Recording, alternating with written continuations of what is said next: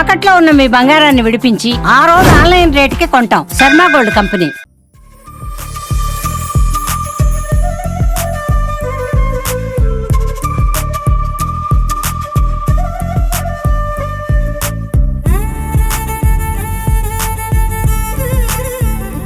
Welcome to Suman TV. This is Satyam Prasad. 2018-19 సంవత్సరంలో TDP ప్రభుత్వం పేద ప్రజల సొంత ఇంటి కళ నెరవేర్చాలన్న ఉద్దేశంతో అపార్ట్మెంట్ టైప్ లో టిడ్కో గృహాలను నిర్మించడానికి తలపెట్టింది. ఈ నేపథ్యంలో చిత్తూరు నగరపాలక సంస్థ ఆధ్వర్యంలో పూణేపల్లిలోని టిడ్కో గృహాలను నిర్మించడం జరిగింది. అప్పుడు మొత్తం 3506 గృహాలను కేటాయించారు. ఇందులో భాగంగా పేద ప్రజలకు అప్పగించడాన్ని దీన్ని 3 విధాలుగా కేటాయించారు. అందులో ఏ కేటగిరీ అంటే సింగిల్ బెడ్రూమ్ సంబంధించి 2256 ఇండ్లను కేటాయించారు. ఇది మొత్తం 300 స్క్వేర్ ఫీట్ లో ఉంటుంది. అదేవిధంగా బి కేటగిరీ సంబంధించి సింగిల్ బెడ్రూమ్ కానీ 365 స్క్వేర్ ఫీట్ లో ఉంటుంది.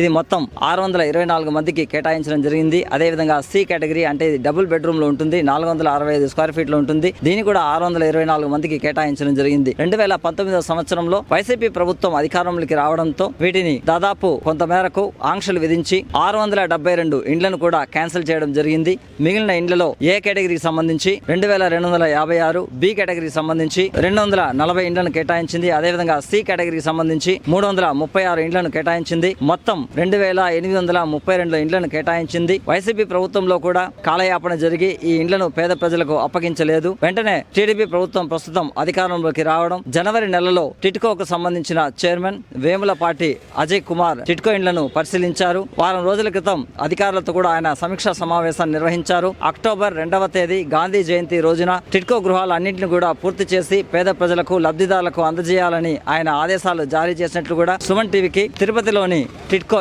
ఈ దేవిక తెలియజేశారు. లబ్ధిదారులందరూ వెయిట్ చేశారు. వారి యొక్క కళ నెరవేరబోతుంది. అక్టోబర్ 2వ తేదీ గాంధీ జయంతి రోజున టిడ్కో ఇండ్లను రాష్ట్ర ప్రభుత్వం పేద ప్రజలకు అందించనుంది. గతంలో తెలుగుదేశం అధికారం ఉన్నప్పుడు చంద్రబాబు నాయుడు గారు తెలుగుదేశం ప్రభుత్వం టిడ్కో ఇండ్ల పేరుతో నిరుపేదలకు ఇళ్ల స్థలాల గృహాలు పక్కా ఇల్లు నిర్మించాలనే ఉద్దేశంతో ఆ రోజుల్లో లబ్ధిదారుల దగ్గర 500 నుంచి 1000 రూపాయలు, 25,000, 50,000, ₹1,00,000 తీసుకొని వాళ్ళకి టిడ్కో గృహాలు కేటాయిస్తానని చెప్పినటువంటి తెలుగుదేశం ప్రభుత్వం అప్పుడు అధికారం కోల్పోయింది.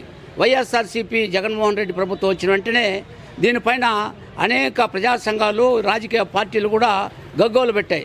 వెంటనే ఈ యొక్క టిడ్కో గృహాలు కేటాయించాలని గగ్గోలు పెట్టినా కూడా ఆ యొక్క ప్రభుత్వం పట్టించుకోకపోగా లాస్ట్కు ప్రభుత్వం పడిపోయింది.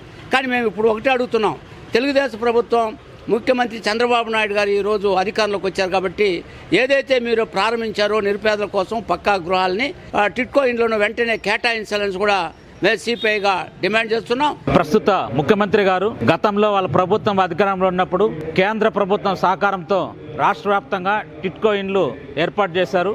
చిత్తూరు జిల్లాలో కూడా చిత్తూరు, పొంగనూరు, ఇతర కుప్పం, కొన్ని నగిరి ఇలాంటి ప్రాంతాల్లో టిడ్కో ఇండ్లు ఇచ్చారు. మన పట్టణాల్లో ఉన్న ప్రజలకి ఇండ్లు ఇవ్వాలని చెప్పి గత ప్రభుత్వం ఒక లక్ష్యంతో ఇచ్చింది. అయితే ప్రజల దగ్గర నుంచి డబ్బులు వసూలు చేసుకొని ఆ ఇండ్లు ఇచ్చారు.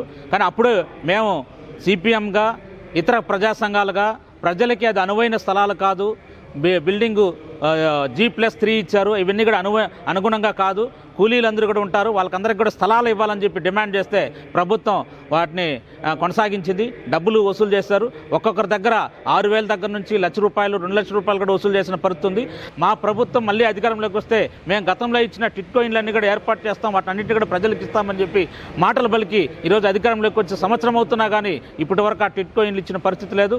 మొత్తం పాడుపడిపోయిన పరిస్థితి ఉంది. మొత్తం అవన్నీ కూడా శిథిలావస్థకు వచ్చిన పరిస్థితి ఉంది. అందులో ప్రజాధనాన్ని దుర్వినియోగం చేస్తారు. అందువల్ల పేదల ఇళ్ల స్థలాలు బాడుగులు కట్టలేక చాలా ఇబ్బందులు పడుతున్న పరిస్థితి ఉంది. మీరు డబ్బులు వడ్డీతో సహా తిరిగి ఇవ్వాలని చెప్పి మేము డిమాండ్ చేస్తున్నాం.